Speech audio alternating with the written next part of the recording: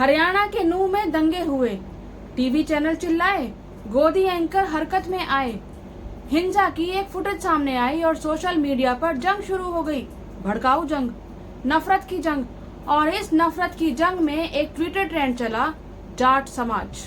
क्या था इस ट्रेंड को चलाने का तुक? लड़ाई तो संघियों और कथित बजरंगियों के बीच थी ना, तो फिर ट्रेंड में ये जाट समाज क्यों? बताऊंगी, एक एक करके मेरे साथ अंत तक जुड़े रहिए।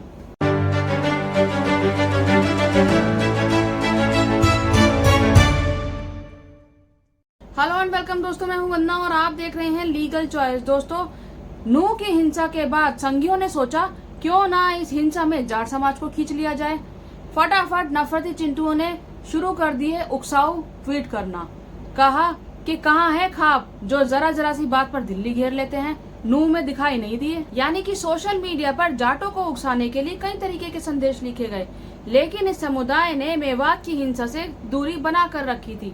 अब बारी थी खाप के जवाब की। सर खाप पंचायत के कोऑर्डिनेटर और धनकर खाप के प्रधान डॉक्टर ओम प्रकाश धनकर ने भी दो टूक बात बोल दी। उन्होंने कहा कि मेवाती हमारे भाई हैं, हम लोगों को इनके खिलाफ किसी भी हिंसा में शामिल नहीं होना है। यह हिंसा प्रायोजित है, बस। फिर क्या था? हरियाणा के मेवात में हुई हिंसा के बाद प्रदेश में सामाजिक और राजनीतिक समीकरणों में बदलाव की आहट सुनाई देने लगी। ये एक बहुत गहरी साजिश है और हमने वोट की भूख है, वोट की राजनीति है, अगले चुनाव आने वाले हैं। तो मेरी सभी से ये प्रार्थना है और मेवाती भाइयों से भी, वहाँ की खाप चौधरी पाल भी और ये सारी जितनी पाल है वहाँ की, कि आप अपनी भी पंचायत इकट्ठी करके सब भाईचारा ही भाईचारे को बनाए रखें और भारत के संविधान और इस भारत के लोकतंत्र की रक्षा हमारी और आपकी है। इन चून मंगे भूख मंगे ये तो ऐसा ही काम करेंगे, ऐसे ही लगे रहेंगे, इनका तो धंधा है। इन्होंने तो ये है कि भाई किस तरह 7 जन्म तक हमारी सरकार बनी रहे, इससे आगे इन लोगों ने कोई मतलब नहीं है।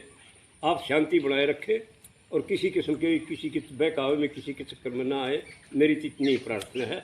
ये किसी किस्म का आपस में वोट लेने की भूख है और कुछ चक्कर। बजरंग दल के द्वारा जाट समाज से मदद का आह्वान किया गया था, लेकिन जाट लीडरशिप ने उनका साथ देने के लिए बिल्कुल साफ मना कर दिया।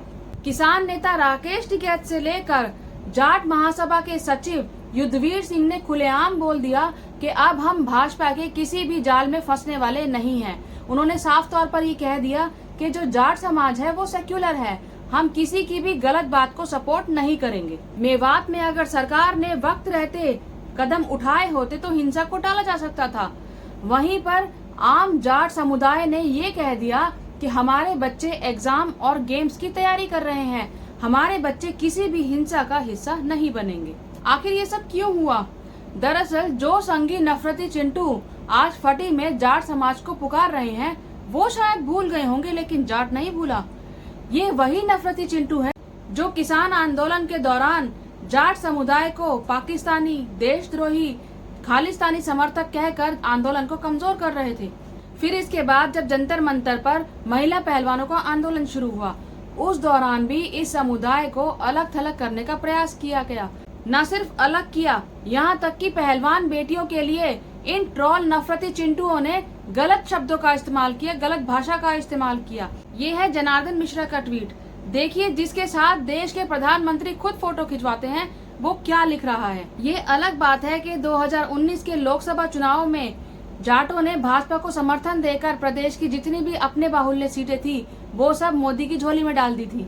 लेकिन अब हरेंद्र चौधरी ने लिखा कि धर्म के कथित रक्षक अब जाटों के युवाओं को चने के पेड़ पर चढ़ाने की कोशिश कर रहे हैं। यही वो लोग थे जो महिला पहलवानों के साथ शोषण के आरोपी बृजभूषण शरण सिंह के पक्ष में जाट समाज की महिला पहलवानों के लिए ही गलत टिप्पणियों का प्रयोग कर रहे थे। अजीत सिंह ने लिखा, मेवात में हुई हिंसा के दौरान जाट समाज ने शांति और समझदारी का रास्ता चुना है। पूरे देश में इसकी चर्चा है। न्याय की राजनीति का यही सबसे सही जवाब है। दंगा भड़काने वालों के बहकावे में मत आओ, न्याय का पक्ष चुनो और अपने मुद्दों पर आगे बढ़ते रहो। जाट एसोसिएशन ने लिखा, जाटों ने आज दिल जीत लिया, अब हम शिक्षित बनेंगे। ऐसे दंगे कराने वालों के जो बच्चे हैं वो विदेशों में पढ़ते हैं और ये लोग हमें दंगों में धकेल देते हैं। आरएसएस और बजरंग दल की चाल जाट समुदाय अब समझने लगा है। तो कुछ नफरती चिंटू मुजफ्फरनगर दंगे की याद दिलाने लगे। इस पर जाट समुदाय के युवाओं ने लिखा कि जो लोग मेवात में आज हमसे मदद मांग रहे हैं, उन्होंने हमें टुकड़े टुकड़े गैंग, टूल किट, खालिस्तान जैसी उपाधियां दे दी थी। दिल्ली डीयू एसोसिएशन ने कहा कि अक्ल बादाम खाने से नहीं, ठोकर खाने से आती है।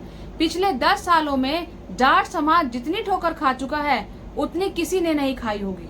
जाट समाज का युवा आरएसएस का वो फार्मूला भी बखूबी समझ चुका है कि जब मुसलमानों के सामने लड़ाई हो तो जाट को हिंदू बना दिया जाता है, और जब अपने हक की बात करे या न्याय की बात करे तो तुरंत जाट देशद्रोही, खालिस्तानी या फिर आतंकवादी बना दिया जाता है। यानी खट्टर हरियाणा में हो रही हिंसा को रोकने में नाकाम रहे हैं और अब लोगों का ध्यान भटकाने के लिए इस तरीके के बयान दे रहे हैं। मेवात को लेकर जाट समाज ने जो रास्ता अपनाया है, उसके राजनीतिक मायने भी हैं।